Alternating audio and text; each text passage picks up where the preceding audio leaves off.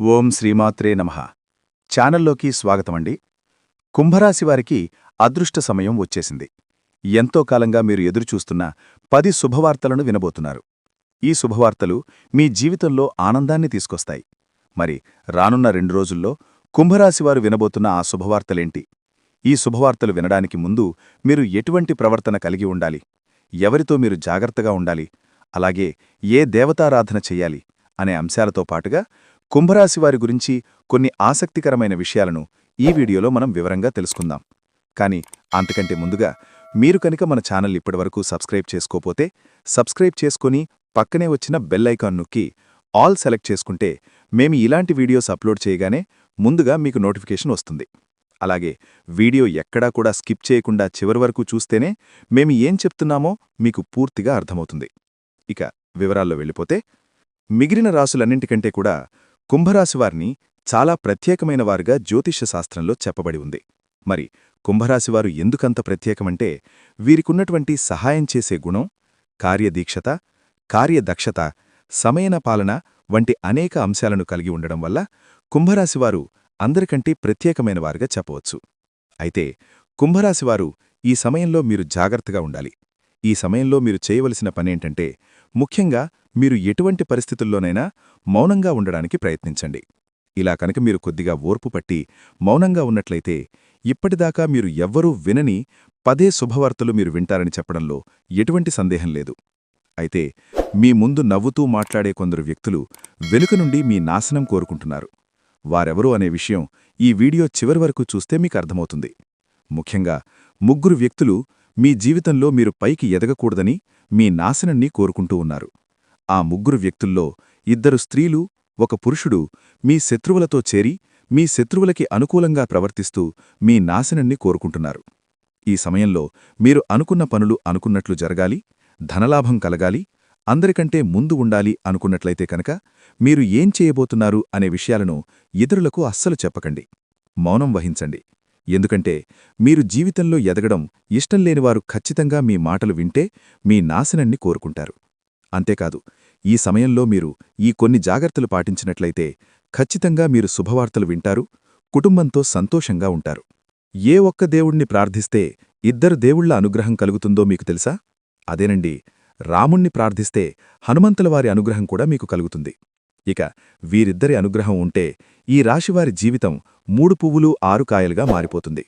మరి ఆంజనేయస్వామివారికి ఇష్టమైన మంగళవారం రోజున మాంసాహారం తినకుండా రాములవారిని అలాగే హనుమంతులవారిని ప్రార్థించినట్లయితే మీ మనసులో ఉన్న కోరిక త్వరగా నెరవేరుతుంది. అంతేకాదు ఇలా చేయటం వల్ల రాములవారి అలాగే హనుమంతులవారి అనుగ్రహం కూడా మీపై పరిపూర్ణంగా ఉంటుందని చెప్పడంలో ఎలాంటి సందేహం లేదు. ఇక అనేక రకాలుగా శనిదోషాలతో బాధపడేవారు, అంటే ఏలనాటి శని, అర్ధమ శని, అర్ధాష్టమ శని, ఇలా అనేక రకాలుగా శనితో కలిగే ఎటువంటి దోషాల నుంచి బయటపడాలి అంటే మంగళవారం నాడు ఆంజనేయస్వామివారిని విశేషంగా పూజించాలి. మరి ఇటువంటి పూజ చేసేటప్పుడు మాంసాహారం తినకుండా చేస్తే విశేషమైన ఫలితాన్ని పొందుతారని పండితులు చెప్తున్నారు. ముఖ్యంగా ఉదయాన్నే, అంటే భోజనం చేయడానికి ముందే పూజ ముగించుకుంటే మంచిదని తెలియచేస్తున్నారు. ఈ వీడియోని మీరు చివరి వరకు చూస్తేనే మీరు చేయకూడని తప్పులతో పాటుగా ఏ వ్యక్తులతో మీరు దూరంగా ఉండాలి అనే అంశాలు మీకు వివరంగా తెలుస్తాయి. అలాగే వీడియో నచ్చితే లైక్ చేసి మన ఛానల్ సబ్స్క్రైబ్ చేసుకోవడం మర్చిపోకండి. ఇక రెండవ తప్పు మీరు చేయకూడనిది ఏంటి అంటే మీరు కోపాన్ని అదుపులో ఉంచుకోవాలి. అలాగే కోపంలో ఉన్నప్పుడు ఎదుటివారిని ఎంత మాట పెడితే అంత మాట అనకూడదు. అలాగే ఎదుటివారిని దూషించకూడదు. ముఖ్యంగా మీ దగ్గర లేని వ్యక్తి గురించి ఎదుటివారితో నెగటివ్గా చెప్పకూడదు. అలాగే వాడకూడని పదాలు వాడుతూ ఎదుటివారిని దూషించడం కూడా మానుకోవాలి. ఎప్పుడైతే మీరు వాడకూడని పదాలు వాడతారో అది ఇంట్లో కాని, మీరు పనిచేసే సంస్థలో కాని, ఇరుగుపొరుగువారితో కాని, ఎక్కడైనా సరే ఎటువంటి పదాలు వాడినప్పుడు లక్ష్మీదేవికి ఆగ్రహం కలుగుతుంది, మిమ్మల్ని వదిలి వెళ్ళిపోతుంది. అప్పుడు మీరు పేదరికం అనుభవించవలసి వస్తుంది. ప్రత్యేకించి ఈ సమయంలో మౌనంగా ఉండాలి. ఈ జాగ్రత్తలు తీసుకుంటే కనుక ఈ రాశివారి ఈ సమయంలో శుభవార్తలను ఖచ్చితంగా వింటారు. మీరు అనుకున్న పనులలో విజయాన్ని కూడా సాధిస్తారు. మిమ్మల్ని ఎవరైనా రెచ్చగొట్టినా, సరే అనకూడని మాటలు అని మిమ్మల్ని ఆవేశపరిచినా కూడా మీరు ఈ సమయంలో మౌనంగా ఉండడం వల్ల అనేక ప్రయోజనాలను పొందుతారు అనడంలో ఎలాంటి సందేహం లేదు. కొద్దిగా ఓర్పు వహించినట్లయితే కనుక జీవితంలో మీరు శుభవార్తలను వింటారు. అంతేకాదు మీరు జాగ్రత్తగా ఉండవలసిన ఇంకొక అంశమేమిటంటే, అందర్నీ నమ్మి మీరు డబ్బుగా అప్పు ఇచ్చినట్లయితే కనుక మీకు డబ్బు తిరిగి వచ్చే అవకాశాలు చాలా తక్కువగా ఉంటాయి. ఈ విషయాన్ని మీరు గమనించాలి. ఎందుకంటే ఎవర్ని పడితే వారిని నమ్మి డబ్బు ఇచ్చినట్లయితే మీ అవసరాలకు డబ్బు లేక మీరు చివరికి ఇబ్బంది పడవలసి వస్తుంది. మనకి ఉన్నంతలో దానం చేయడం, హెల్ప్ చేయడం తప్పుగాదు. కాకపోతే మనం చేయలేని సహాయాన్ని కూడా మీ భుజాల మీద వేసుకుని చేయడం వల్ల మీరు చిక్కుల్లో పడే అవకాశం ఉంటుంది. ఈ విషయాన్ని మీరు గమనించాలి. ఇక అనే అక్షరంతో పేరు మొదలయ్యేవారెవరైనా ఉంటే అటువంటి వ్యక్తుల వల్ల మీ జీవితంలో కష్టాలు అధికంగా వస్తాయి.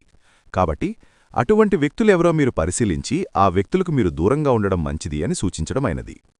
అలాగే కష్టాలలో ఉన్నవారికి మీకు వీలైనంతగా సహాయం చేయడం వల్ల మీరు అదృష్టాన్ని పొందవచ్చు. అంతేకాదు ఈ రాశివారు ఎవరినైనా మంచి పొజిషన్కి తీసుకువెళ్లాలి అనుకుంటే అలా చేసే శక్తి ఈ రాశివారికి ఉంటుంది. వీరికి ఉన్న పలుకుబడిని ఉపయోగించి వీరికి కావలసిన వాళ్ళని అందలం ఎక్కించగలుగుతారు. మీరు ఎవర్నీ కూడా గుడ్డిగా నమ్మకూడదు. మీకేదైనా కష్టం వచ్చినా ఎదుటివారితో చెప్పడం కంటే కూడా ఆ దేవుడి వద్ద చెప్పుకోవడం అనేది చాలా మంచిది. అంతేకాదు ఒక రకంగా దేవుడి దగ్గర చెప్పుకోవడం వల్ల మీ కష్టాలను దేవుడు విని వెంటనే తీరుస్తాడు. ఎందుకంటే ఈ సమయంలో మీకు దైవబలం కూడా అండగా ఉంది.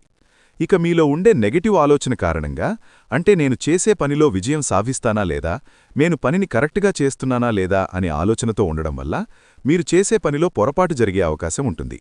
అందువల్ల ఎటువంటి నెగటివ్ ఆలోచన లేకుండా దేవుడిని నమ్మి దైవం మీద భారం వేసి మీరు పని చేసినట్లయితే ఖచ్చితంగా మీరు విజయం సాధిస్తారు.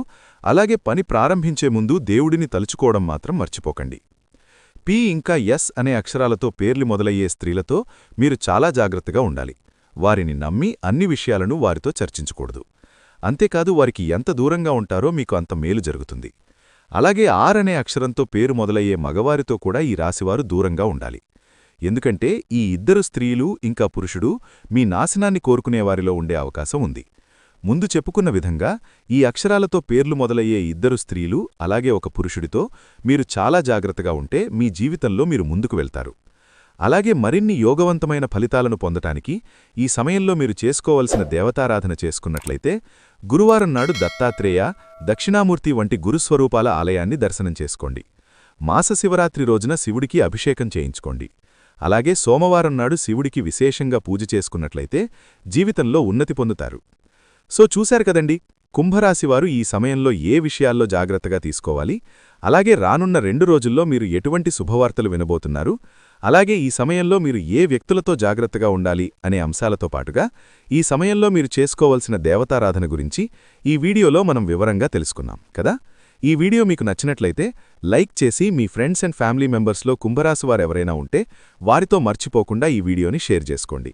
అలాగే ఇప్పటివరకు మన ఛానల్ కనుక సబ్స్క్రైబ్ చేసుకోపోతే సబ్స్క్రైబ్ చేసుకుని పక్కనే వచ్చిన బెల్ ఐకాన్ నొక్కి ఆల్ సెలెక్ట్ చేసుకుంటే మేము ఇలాంటి వీడియోస్ అప్లోడ్ చేయగానే ముందుగా మీకు నోటిఫికేషన్ వస్తుంది. మరో చక్కటి వీడియోతో మళ్ళీ కలుద్దామండి. ఓం శ్రీ మాత్రే నమః.